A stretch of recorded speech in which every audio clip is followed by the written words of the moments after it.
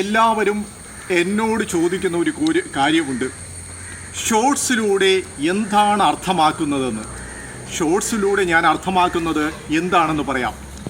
കാരണം ഞാൻ ധാരാളം ഈ കഥാപാത്രങ്ങളെ കടമെടുക്കുന്നു. അവരെ അനുകരിക്കാനുള്ള എനിക്ക് ഇപ്പോൾ മമ്മൂട്ടിയോ മോഹൻലാലിനെയോ മാമുക്കയോ അല്ലെങ്കിൽ മറ്റു ഏതെങ്കിലും ജഗദീഷിനെയോ ഈ നടന്മാരെയോ ഒന്നും അനുകരിക്കാനുള്ള ഒരു ഇത് എനിക്കില്ല. പക്ഷേ എന്താണെന്ന് ചോദിച്ചു കഴിഞ്ഞാൽ, ഒരു എഴുത്തുകാരന് പറയാനുള്ളത് അവൻ ഏതെങ്കിലും മാധ്യമത്തിലൂടെയാണ് പറയുന്നത്. ഇതൊരു തേങ്ങയാണ്. പക്ഷേ ഈ തേങ്ങ നമ്മൾ ആദ്യം ഈ തേങ്ങയുടെ തൊണ്ട് മാറ്റുന്നു, അത് കഴിഞ്ഞിട്ട് ചകിരി മാറ്റുന്നു, അത് കഴിഞ്ഞിട്ട് ഇതിൻ്റെ ചിരട്ട കൂടി മാറ്റിയതിന് ശേഷം മാത്രമേ ഇതിനകത്തുള്ള തേങ്ങ നമുക്ക് ഉപയോഗിക്കാൻ സാധിക്കുള്ളൂ.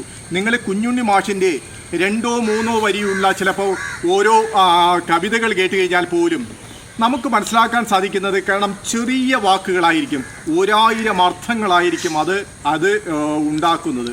അതുപോലെ തന്നെ എനിക്ക് സമൂഹത്തോട് പറയാനുള്ള കാര്യം ഞാൻ വളിപ്പ് മട്ടിൽ അവതരിപ്പിക്കുകയാണ്. കാരണം എന്തിനാണ് അങ്ങനെ അവതരിപ്പിക്കുന്നു എന്ന് ചോദിച്ചാൽ, അങ്ങനെ അവതരിപ്പിക്കുമ്പോൾ മാത്രമേ അതിനെ കാഴ്ചക്കാർ കിട്ടുന്നുള്ളൂ. അതുകൊണ്ട് മാത്രമാണ് വളിപ്പ് മട്ടിൽ ഞാൻ അത് അവതരിപ്പിക്കുന്നത്. കാരണം ഒരു എഴുത്തുകാരൻ എന്ന നിലയിൽ എനിക്കുള്ള സാമൂഹിക വിമർശനം അതിനകത്തുണ്ട്. നിങ്ങൾ എൻ്റെ ഓരോ ഷോർട്സും എടുത്തു കഴിഞ്ഞാൽ ആ ഷോർട്സിനകത്ത് എന്തെങ്കിലും ഒരു സന്ദേശമുണ്ട്, അല്ലെങ്കിൽ ഒരു സാമൂഹിക വിമർശനമുണ്ട്, അല്ലെങ്കിൽ ഒരു സാമൂഹിക മാറ്റം അതിനകത്തുണ്ട്. പക്ഷെ അത് ഇൻഡയറക്റ്റായിട്ട് അതിനകത്തുണ്ട്.